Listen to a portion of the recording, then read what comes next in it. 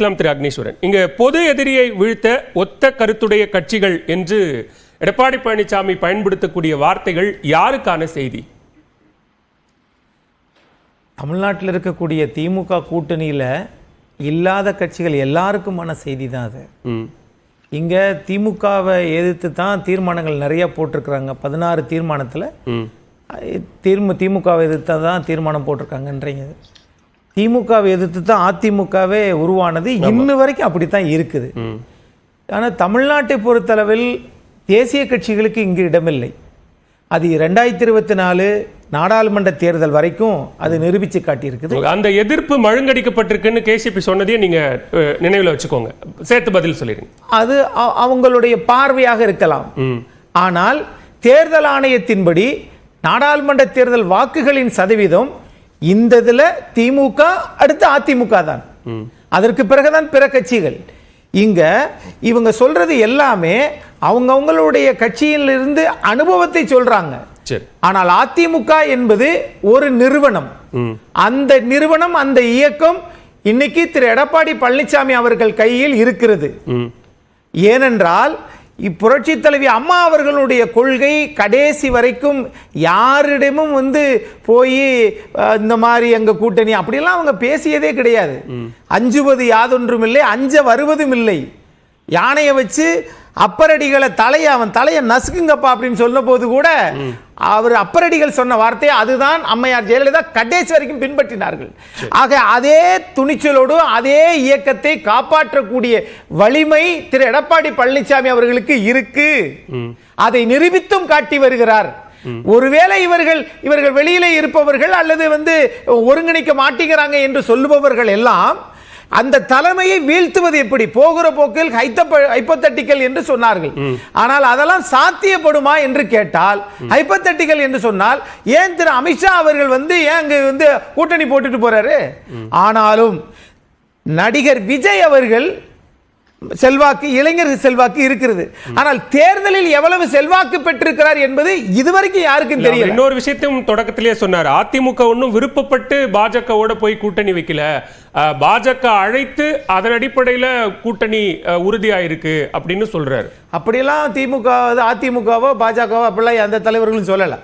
கூட்டணி ஆரம்பிச்சாச்சு. இப்ப அது தாவேகா இப்ப யாரு கூட கூட்டணி போறாங்க, பாமக யாரு கூட கூட்டணி போறாங்க அப்படின்றதெல்லாம் தாண்டி தாவேகாவை பொறுத்தளவில் அவங்க என்ன சொல்லிட்டாங்கன்னா, எங்களோட வர்றவங்க தான் ஆட்சி அதிகாரத்தில் பங்குன்னு சொல்லிட்டாங்க. சரி, ஆனா அது நடைமுறைக்கு சாத்தியமா அப்படின்னு கேட்டா இல்லை. இங்க இருதுருவ அரசியல் தான் இன்ன வரைக்கும். திராவிட கட்சிகளில் சில பல முரண்பாடுகள் இருக்கலாம். ஆனால் முரண்பாடுகள் இருக்கிறது என்பதற்காக அவர்கள் இன்னும் சிறத்தன்மையை இழந்து விடவில்லை, வாக்கு சதவீதத்தை இன்னும் குறைந்து விடவில்லை. இந்த 2026 சட்டமன்ற தேர்தல் அதிமுகவுக்கும் திமுகவுக்கும் தான் போட்டி. சரி, அதிமுக கூட்டணிக்கும் திமுக கூட்டணிக்கும் தான் போட்டி. இதில் வெல்வது யார் அப்படிங்கறத நீங்க சொன்ன கருத்தின் அடிப்படையில நான் ஒரு கேள்வி எழுப்புறேன். நீங்க சொன்னீங்க மறைந்த முன்னாள் முதலமைச்சர் ஜெயலலிதா பாணியில அல்லது அவருடைய வழியில திரு எடப்பாடி பழனிசாமி ஒரு துணிச்சலான முடிவை எடுத்து பயணிப்பார் அப்படின்னு சொல்றீங்க. இப்ப இன்னைக்கு நடந்த ஒரு நிகழ்வு, அமமுக பொதுச் செயலாளர் டிடிவி தினகரன் தேசிய ஜனநாயக கூட்டணியில தான் இருக்கும்னு சொல்றாரு. இன்னும் அந்த கூட்டணியில எந்த கட்சி இணைய போகுது அப்படிங்கிற எந்த முடிவும் ஆகல. ஆனா அதே நேரத்தில் சோளிங்கர் தொகுதியில் நடந்த கூட்டத்தில் சோளிங்கர் தொகுதிக்கான ஒரு வேட்பாளரை அங்கு அவர் அறிவிக்கிறார். இதுக்கு முன்னாடி கடந்த காலங்களில் நம்ம பார்த்திருக்கிறோம், மறைந்த முன்னாள் முதலமைச்சர் ஜெயலலிதா கூட்டணி உறுதியானப்ப கூட்டணி இருக்கக்கூடிய கட்சிகளுக்கெல்லாம் இடம் ஒதுக்கீடு எவ்வளவு தொகுதி எந்த தொகுதின்னு தெரியாததுக்கு முன்னாடியே சொந்த கட்சிக்கான வேட்பாளர்களை அறிவித்தார். அப்ப யார் உண்மையில அவர் வழியில பயணிக்கிறவங்க? சார், இன்னைக்கு அவங்க வழியில பயணிக்கலன்றது முக்கியம் இல்ல சார். அவர்கள் வகித்த பதவி, அவர்கள் வகித்த அந்த நிறுவனம், அந்த இயக்கம் இன்றைக்கு யார் தலைமையில் இருக்கிறது அதுதான் முக்கியம். தேசியத்தில் இருக்கக்கூடிய கட்சிகள், அது காங்கிரஸா இருக்கட்டும் பாஜக இருக்கட்டும், மாநில கட்சிகளுடன் அவங்க கூட்டணி வைக்கிற போது எதுல அந்த நிறுவனம் யாரோட இருக்கோ அவங்ககிட்ட தானே சார் கூட்டணி வைப்பாங்க.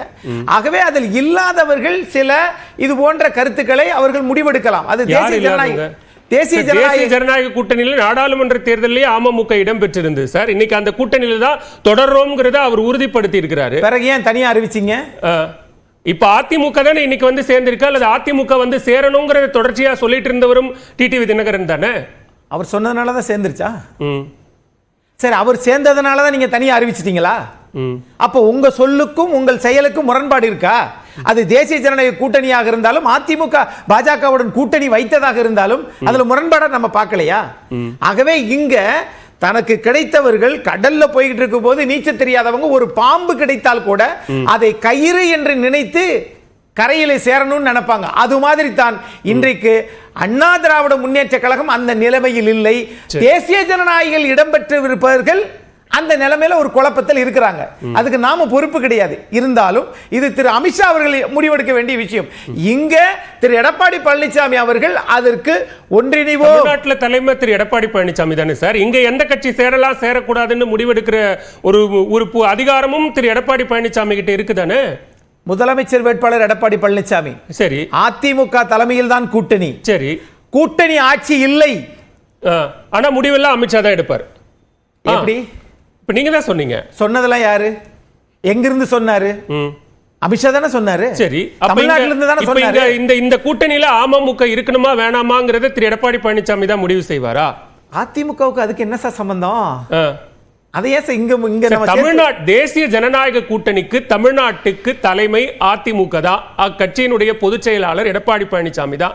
நீங்க சொன்ன மாதிரி முதலமைச்சர் வேட்பாளர் எடப்பாடி பழனிசாமி தான். அப்ப கூட்டணியில இருக்கக்கூடிய கட்சி எது? அந்த வாய்ப்பு இல்லை என்ற காரணத்தினால்தான் தனியா அறிவிச்சிருக்காரு. போதுமா? பதில் கிடைச்சிருச்சா? திரு எடப்பாடி பழனிசாமி அவர்கள் ஏற்றுக்கொள்ளவில்லை. ஒருங்கிணைப்பு என்ற பேச்சுக்கு இடமில்லை. அவரை பொறுத்தளவில் கட்சி நிலைப்பாடு அதுதான். சரி, இல்ல அதுதான் உங்க பார்வையில நான் அதை கேக்குறேன். இப்ப அந்த முடிவு கூட்டணியோட அவர்கள் எப்படி டேர்ம்ஸ் அண்ட் கண்டிஷன் இருக்கு போடுறாங்க. ஒருவேளை திரு அண்ணாமலை அவர்கள் இருந்திருந்தால் சோளிங்கர்ல நடந்திருக்குமா? ஒருவேளை திரு அண்ணாமலை அவர்கள் சொன்னாரு 2024 தேர்தலுக்கு பிறகு அதிமுக வந்து திரு டிடிவி தினகரன் அவர்களிடம் வந்துரும் அப்படின்னு. ஆனா தனியா வந்து திரு டிடிவி தினகரன் இன்னைக்கு அங்க போய் தானே இது பண்ணிருக்கிறாரு. தனியா தானே அறிவிச்சிருக்கிறாரு. என்ன காரணம்? அண்ணாமலை போனதுனால திரு டிடிவி தினகரன் இந்த முடிவை எடுத்தாரா, அல்லது ஒன்றிணைவோம் என்கிற பேச்சுக்கு இடமே இல்லை அப்படின்றதுனால இந்த முடிவு எடுத்தாரா? ஒருவேளை பாஜக தேசிய ஜனநாயக கூட்டணி அதிமுகவுடன் அதிக அழுத்தத்தோடு பயணிக்கிறது, நமக்கு அங்க வேலை இல்லைன்னு சொல்லி நினைக்கிறாங்களா? ஓகே, முக்கியமான சில கேள்விகளை எழுப்பியிருக்கீங்க. இந்த கேள்வி நான் அப்படியே திரு தனியரசுவிடம் முன்வைக்க விரும்புகிறேன். திரு தனியரசு பதில் சொல்லலாம். அண்ணா திராவிட முன்னேற்ற கழகம் செயற்குழு கூட்டம் நம்ம வழக்கமா நடந்திருக்கு, பரவாயில்ல. ஆனா அதுல வந்து பெரிய பிரத்யேகமான சிறப்பான தமிழ்நாட்டு மக்களினுடைய அல்லது நாட்டு மக்களினுடைய கவனத்தை ஈர்க்கிற வகையில அண்ணா திராவிட முன்னேற்ற கழகத்தின் பொதுச் செயலாளராக எடப்பாடியார் பொறுப்பேற்ற காலத்திலிருந்து எந்த அறிவிப்பையும் எந்த செயல் திட்டத்தையும் மக்கள் விரும்புகிற, மக்கள் எதிர்பார்க்கிற கருத்தை ஒரு அரசியல் கட்சியினுடைய பொதுச் செயலாளராக வெளிப்படுத்த முடியாத ஒரு நெருக்கடி நிலையிலேயே